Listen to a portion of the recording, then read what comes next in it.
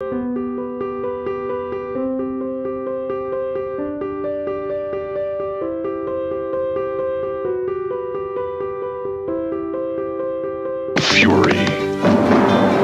the finesse, the super fight. Monday night, April 6th, the two greatest fighters in the world. The live closed-circuit color telecast. Marvelous Marvin Hagler and Sugar Ray Leonard. Hagler, unbeaten in 11 years. Leonard, younger, faster, and more determined than ever. See it only on giant closed-circuit TVs. Tickets at all box offices, Hudson's, and Ticketmaster outlets. The super fight. Hagler versus Leonard, April 6th.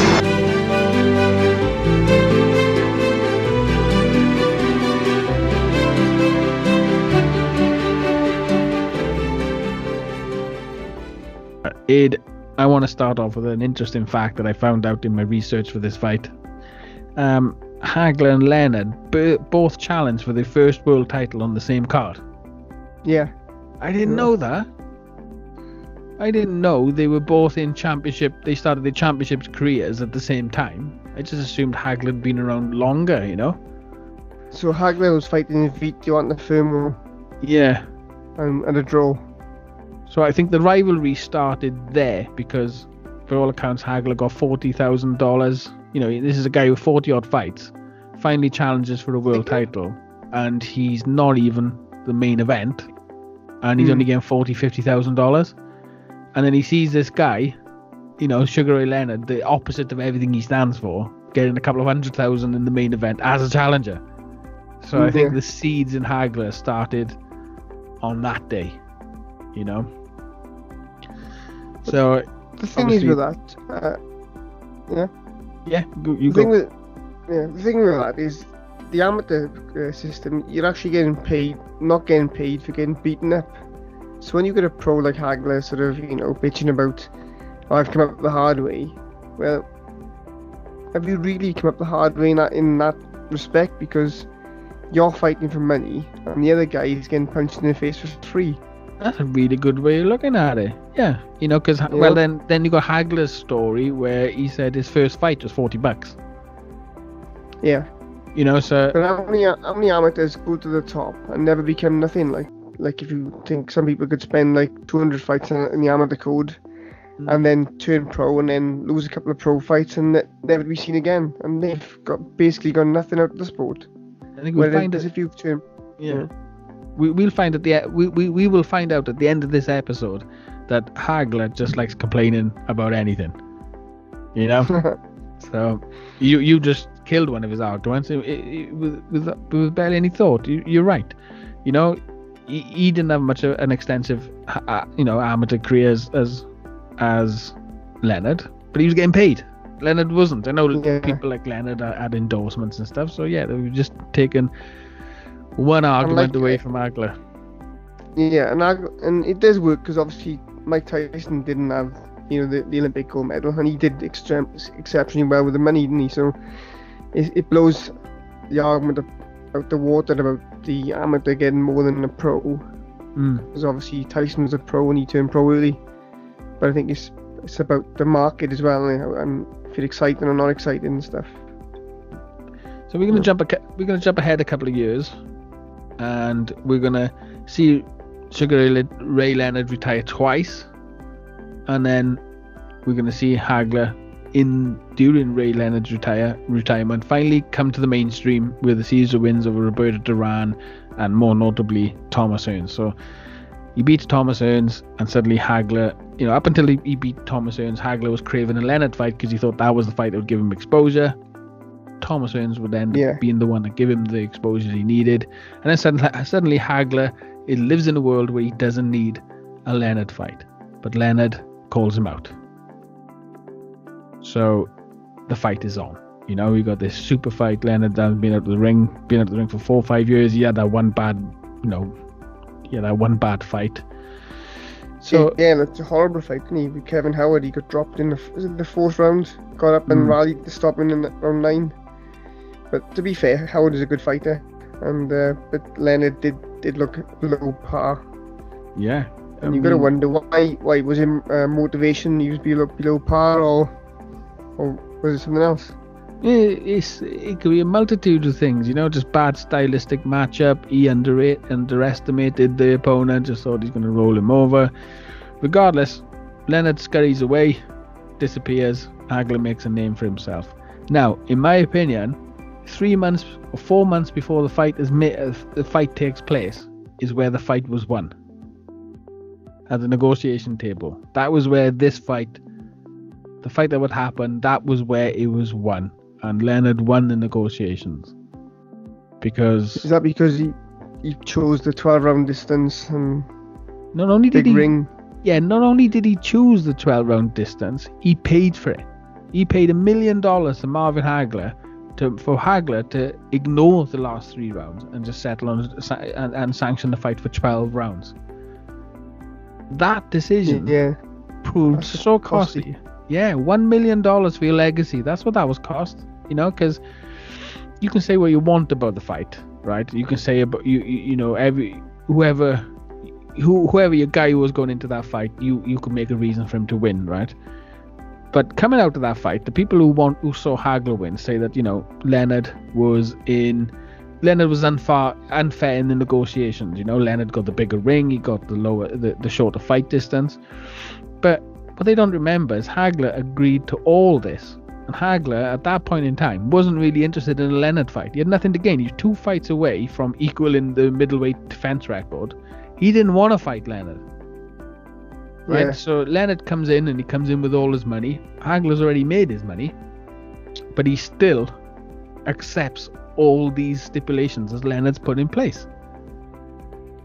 And why? Because he underestimated Leonard. And champions not supposed to underestimate anybody. So that fight was won. No, but Hagler's mentality as well is, I don't watch no other boxer box. They watch me. So this is sort of a bit of arrogance there, and it did show in the fight as well. It definitely did, the first 4 rounds especially, but because he was boxing orthodox in the first few rounds, wasn't he, Hagler? Well, we'll get to that. It was watching the build up to this. It was at Caesar's Palace, the car park in Caesar's Palace. It was, wasn't it? Yeah.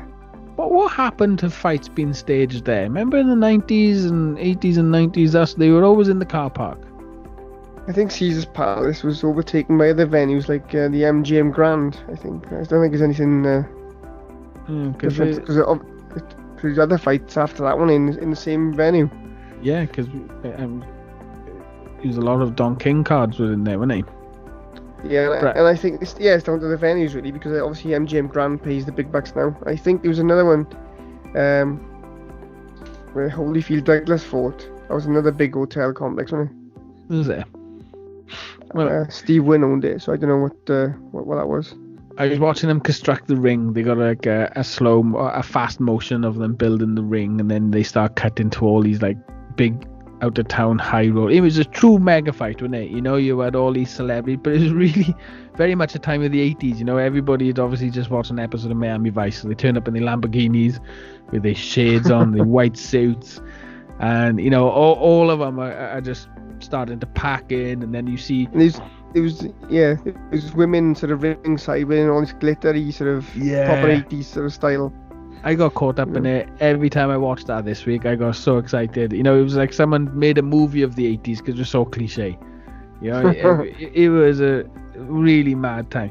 And then you see, then the music starts, and then Leonard comes out, and you got this weird sort of like horrible. It's not a dressing gown. It's one of those 80s Michael Jackson jackets. Yeah. Which are like high waist, shoulder pads. He looks awful.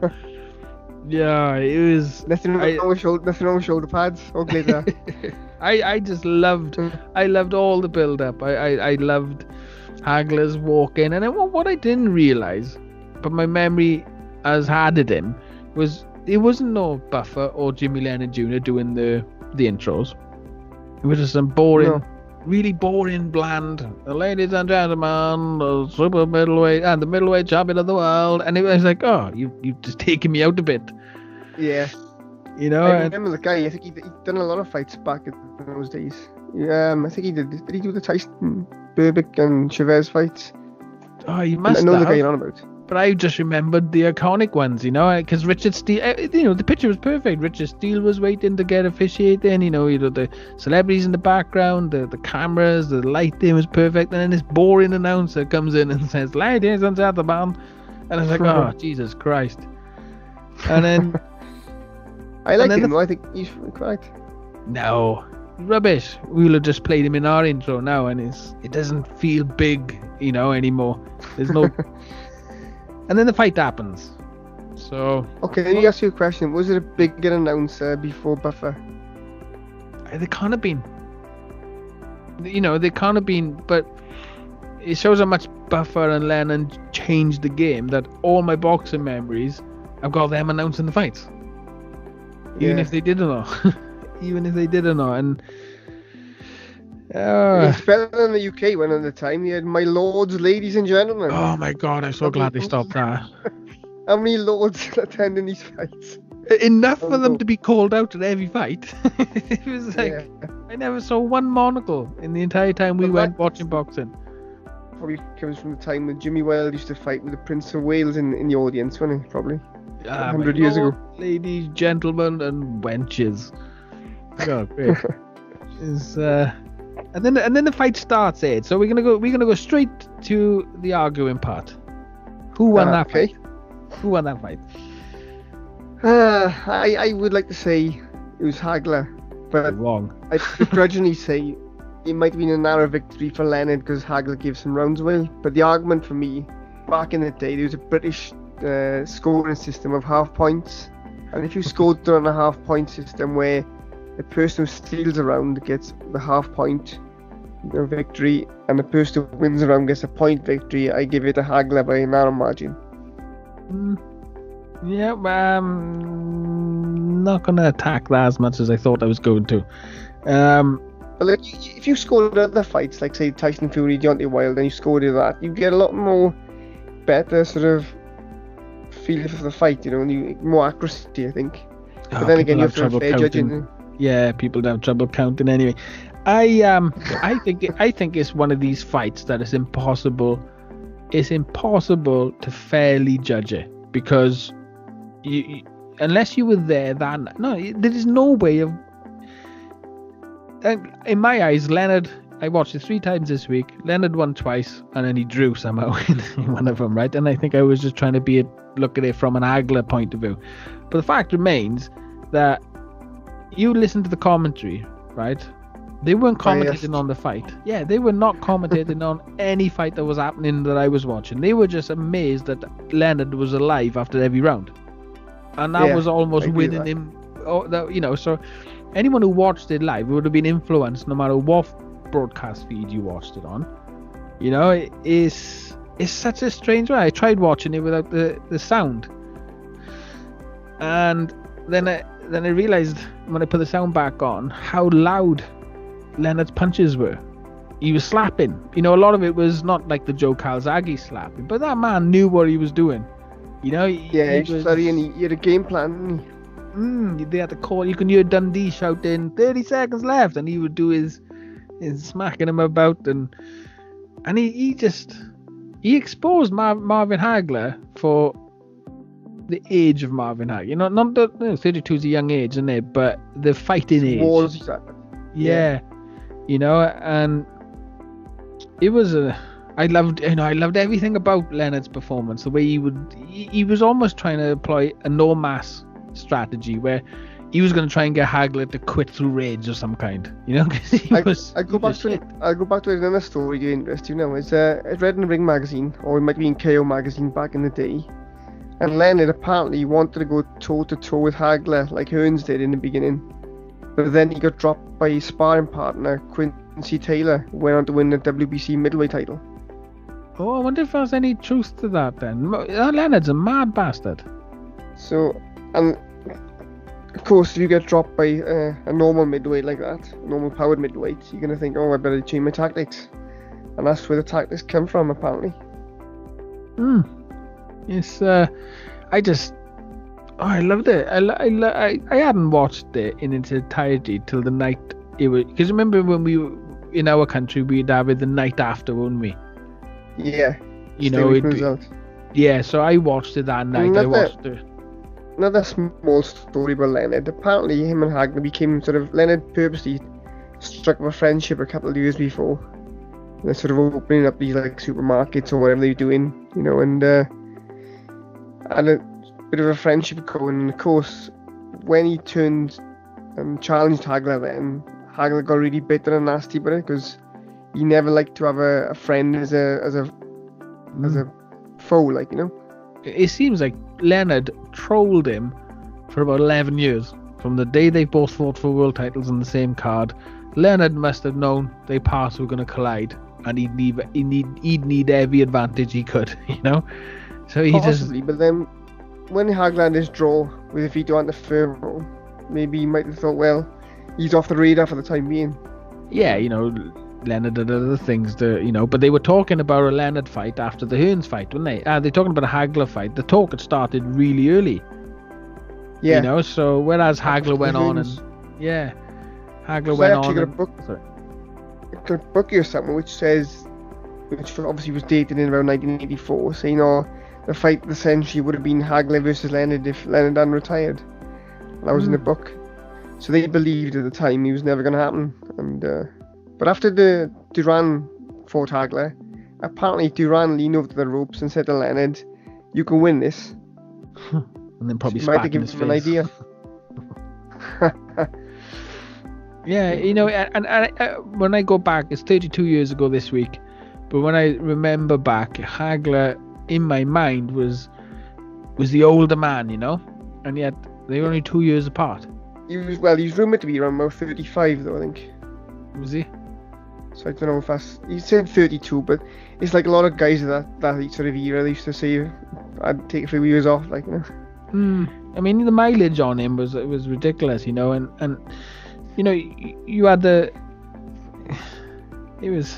I lost my Beast train of thought. Mugabe fight. And John Mugabe fight was a tough one, wasn't it? That was after the Hearns fight.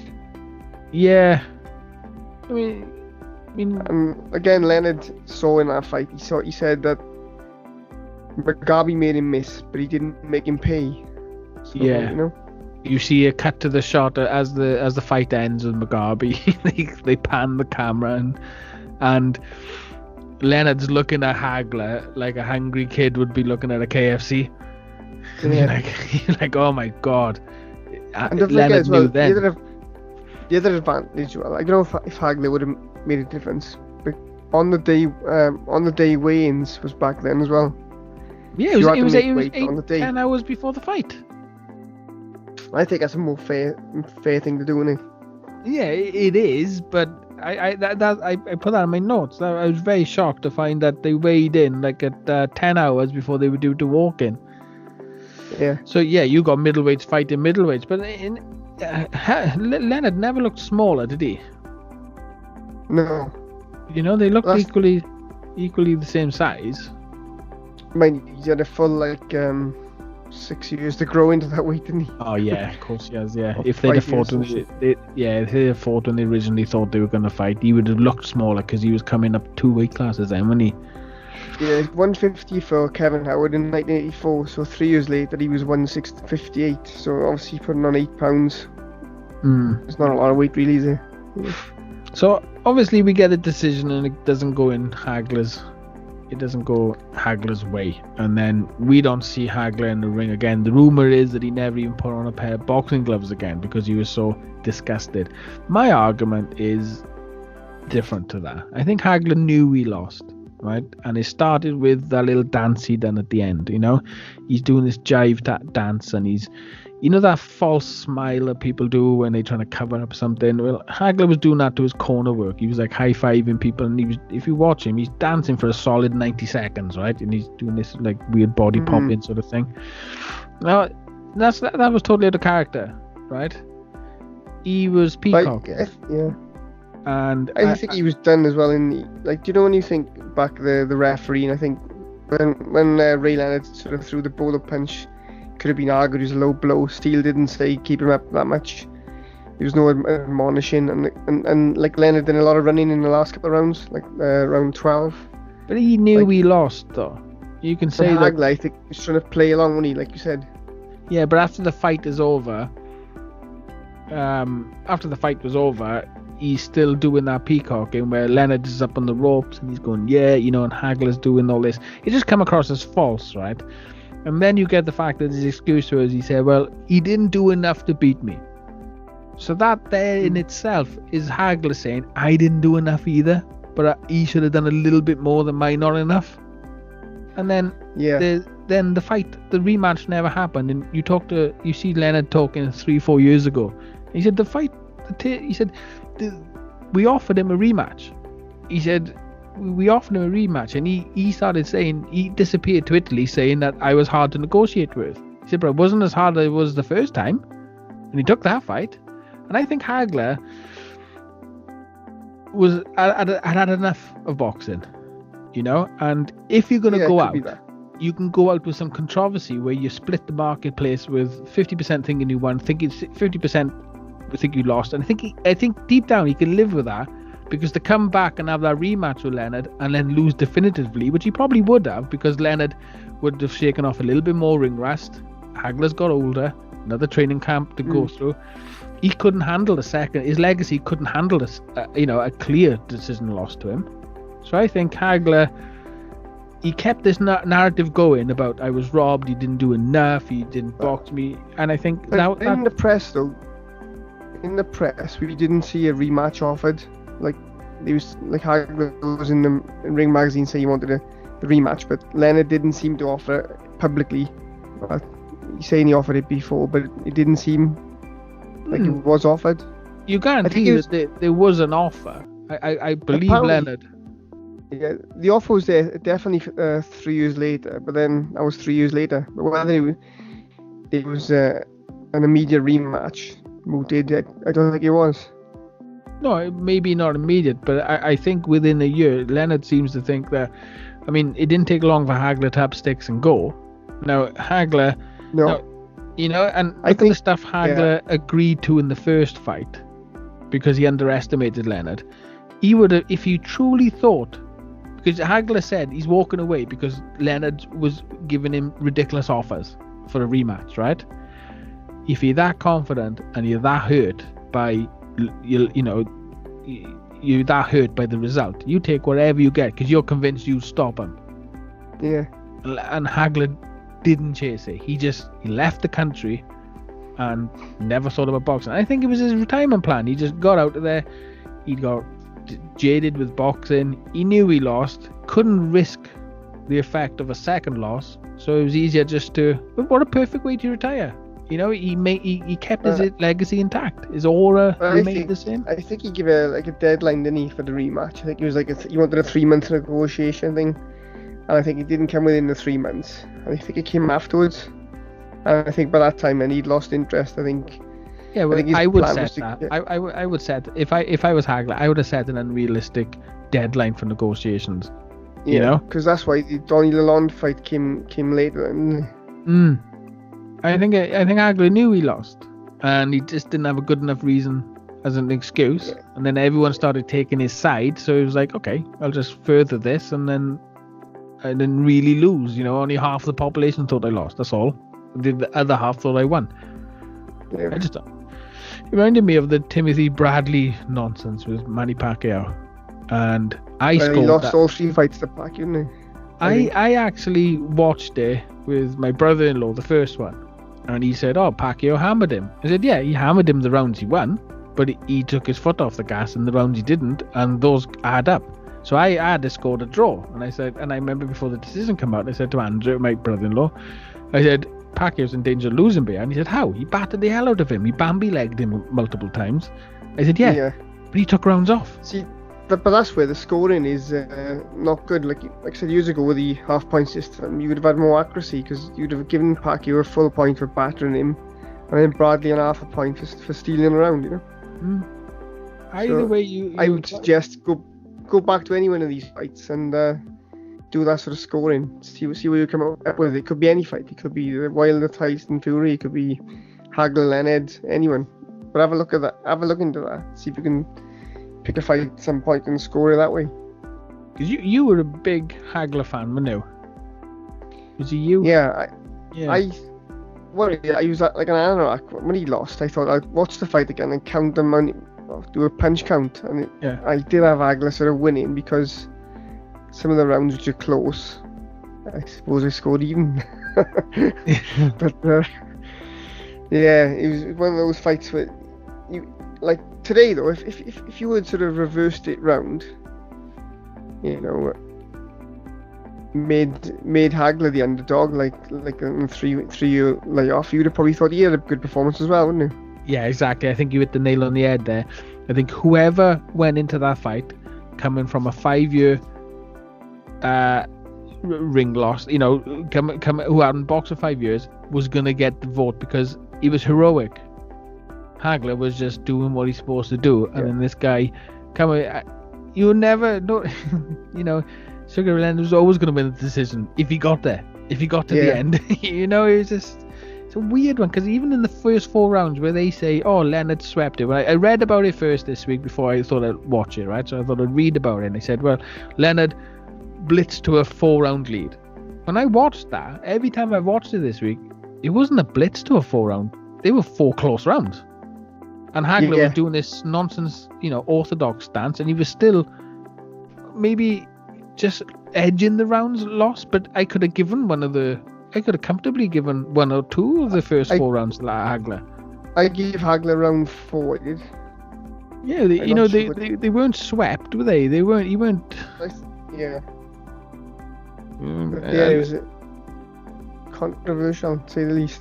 Yeah, it's like, while I'm convinced that Leonard did win, I still don't know how much the narrative plays a part even 32 years later. You know, perhaps you should change the commentary for someone like Steve Bunce and Barney Jones. You're either switching for a Hagler supporter who thinks a boxer should be going forward all the time, or you're never.